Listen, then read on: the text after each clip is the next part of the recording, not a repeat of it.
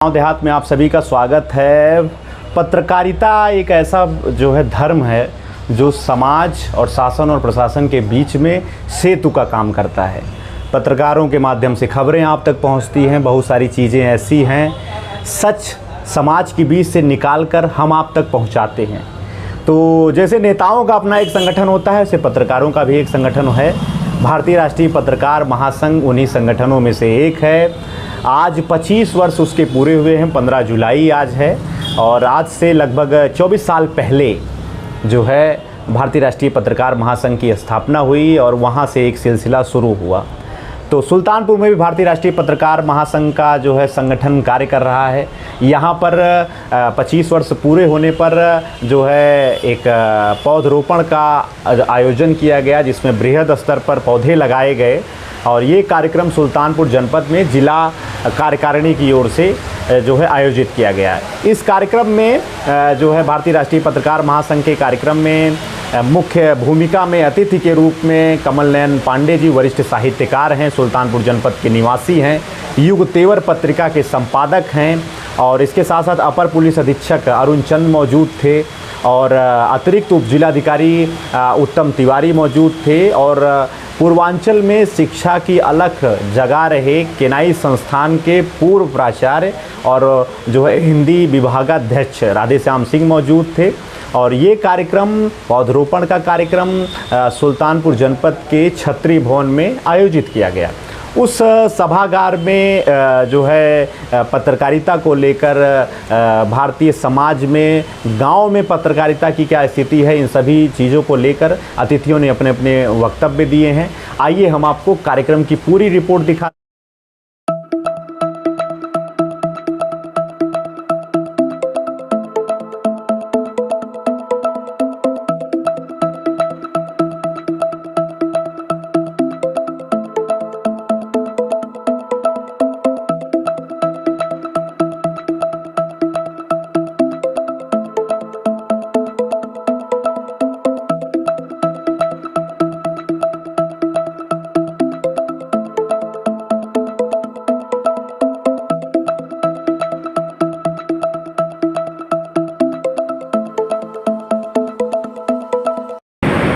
मरघट डॉक्टर राधेश्याम सिंह जी,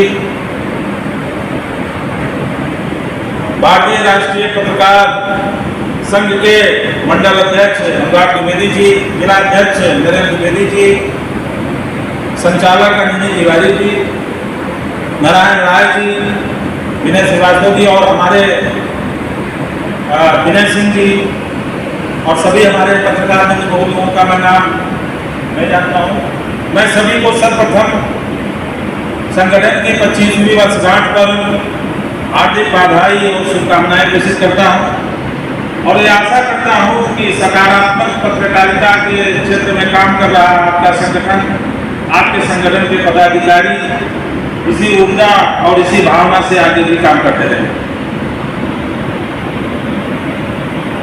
हमारे वरिष्ठ साहित्यकार पांडे जी ने बताया, थोड़ी बहुत साहित्य की मैं जानकारी रखता हूँ और मेरा मानना यह है कि साहित्य की जानकारी या साहित्य में अभिरुचि सभी लोगों को होनी चाहिए कि साहित्य ही वो विधा है जो मनुष्य को वास्तविक रूप में मनुष्य बनाती है। जब तक संवेदना नहीं होगी तब तक सही अर्थों में,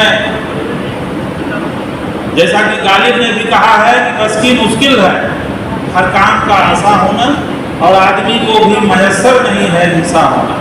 तो ये जो है आदमी तो सब होते हैं, इंसान बहुत कम लोग होते हैं। तो मनुष्य तभी आदमी सही अर्थों में बनेगा जब उसको साहित्य की समझ होगी।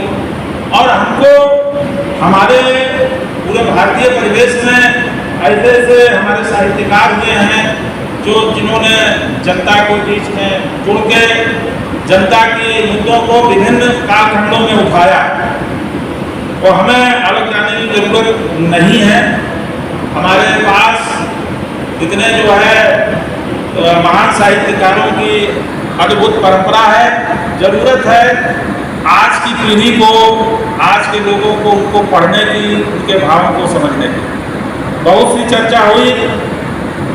देखिए गिरावट हर क्षेत्र में है, और पत्रकार जगत को या पत्रकारिता को हम पूरे समाज से काट के नहीं दे सकते। मेरा अपना मानना है कि जो गिरावट है वो गिरावट इसलिए है कि भौतिकवाद का जोर बढ़ता जा रहा है और नैतिक मूल्यों में गिरावट आ रही है। सभी मित्रों ने कहा कि यह 25वीं वर्षगांठ पे 25 वर्ष की उम्र ऐसी होती है जिसे मनोविज्ञान की भाषा में युवावस्था और प्रौढ़ावस्था का संधि बिंदु कहा जा सकता है। हमारे गांव में लोग कहते हैं कि मोछा रैया गदा 25। अगर वो 25 वर्ष का हो गया तो उसकी ऊर्जा, उसकी ऊष्मा, उसका ताप शिखर पर होता है और वो प्रौढ़ समझ की ओर बढ़ता है। जो विषय दिया गया है, मुझे लगता है कि आज का जिस तरह का कार्यक्रम है उसमें विस्तृत विवेचना का अवसर नहीं है। ताप को भी देखते हुए मैं एक दो बात कहना चाहूँगा कि विषय का मैं उद्घाटन कर दूं कि साहित्य एक दूरगामी प्रभाव का सृजन है और पत्रकारिता यह त्वरित परिवर्तन का प्रेरक तत्व होता है। एक दौर था जब आप पत्रकारिता में और साहित्यिकता में कोई विभाजक रेखा नहीं खींच सकते थे। पत्रकार साहित्यकार भी था, साहित्यकार पत्रकार भी था, वह संपादक भी था, वह लेखक भी था, वो वितरक भी था। और समाज की प्रतिक्रिया ये थी कि आज़ादी की लड़ाई के दरमियान जब दो दो पन्ने के अखबार छपते थे तो समाज कितना सचेत था। वह स्वयं नहीं पढ़ता था बल्कि वह शताधिक को पढ़ाता था। यह जज्बा उस समय पत्रकारिता का था। मित्रों, हम जब पूरा तत्व को पढ़ते हैं, मैं विस्तार में नहीं जाऊंगा, 8 लाख बरस पहले जब मनुष्य ने अन्न का सृजन नहीं सीखा, वस्त्र बनाना नहीं सीखा, मकान बनाना नहीं सीखा, उस आदिम अवस्था से, आदिम बर्बरता से जब वो सभ्य संवेदनशील मनुष्यता की ओर उन्मुख होने लगा तो जो पहला कदम था वह कदम पत्रकारिता का था। अब 8 लाख बरस पहले पत्रकारिता का स्वरूप दूसरा था। मुझे एक कहानी पढ़ने को मिली कि चूंकि स्थापत्य कला, भवन निर्माण की कला आदिम मानव नहीं सीखा था तो धूप से, शीत से और ताप से बचने के लिए वो गुफाओं की शरण लेता था। अब यहाँ पत्रकारिता की और पत्रकारों की नैतिक दृष्टि देखिए, जो 8 लाख बरस पहले से हमको सिखाया जाता है कि एक कबीलों का झुंड जाता है, बारिश हो रही है, उसे बारिश से बचना है, एक गुफा में शरण लेना चाहता है, लेकिन गुफा के मूल द्वार पर देखता है कि एक हिंसक जानवर का पदचिन्ह वहां मुहाने पर है, तो डरता है और दूसरी गुफा की तलाश में निकलता है। लेकिन यूं नहीं निकलता, यहाँ खबर बनती है, यहाँ संवाद बनता है, यहाँ सूचना बनती है। वो सोचता है कि ये हिंसक पद चिन्ह बारिश से, हवा से खत्म हो सकता है, तो आने वाला कोई कबीला, आने वाला आदिम मानव का झुंड इस खतरे में न पड़ जाए था ताकि कोई इसमें अपनी जान को खतरे में न डाले। यही नैतिक दृष्टि है, यही प्राणवत्ता है पत्रकारिता की, जो मनुष्य के आदिम दौर में हमें सीखने को मिलती है। ये मेरा प्रिय विषय है मीडिया का, लेकिन अब जैसा मैंने कहा कि वो अवसर नहीं है, मैं बहुत विस्तार में इस पर चर्चा करूं। मैं एक बात ये कहूंगा कि देवर्षि नारद यह संपूर्ण विश्व की पत्रकारिता के आदर्श पुरुष तब भी थे, अब भी हैं और आगे भी रहेंगे। देवर्षि नारद की पत्रकारिता क्या थी? ये तो हमारा सामंती समाज है, कि जो अच्छा काम करेगा उसे विरूपित कर देंगे। गांव में नारद उसे कहते हैं जो झगड़ा लगाने वाला। नारद का काम क्या होता था कि यदि ताकतवर राजा और कमजोर प्रजा के बीच में संघर्ष होता था तो देवर्षि नारद उस कमजोर मनुष्य के साथ होते थे, वो देवताओं के विरुद्ध होते थे। सुर असुर के बीच में संग्राम हो, तो यही पत्रकारिता का आदर्श है और यही पत्रकारिता का वास्तविक चरित्र है। और खबरों का आदान प्रदान नारद कैसे करते थे कि जो ताकतवर तबका होता था उसे ऐसी खबर देते थे एक रणनीति के तहत या वो मदान हो जाए।